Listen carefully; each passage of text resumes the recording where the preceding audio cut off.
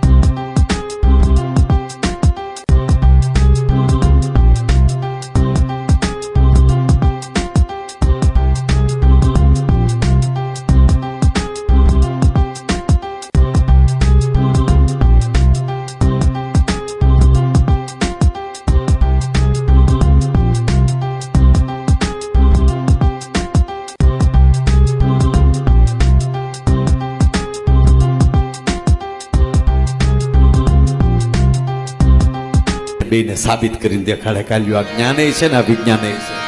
બેશરામ apex હોસ્પિટલમાં રાતે 10 તારીખના આવવાનું થયું અને આપણા ડૉક્ટર વિજયભાઈ પટેલે ખૂબ સારી સારવાર કરીને ઇમરજન્સીમાં ખૂબ સારું એને કામ આપ્યું અને તાત્કાલિક એન્જિયોગ્રાફી કરીને 2 દિવસમાં એકદમ રેડી કરીને અત્યારે હું પરત ઘરે જઈ રહ્યો છું।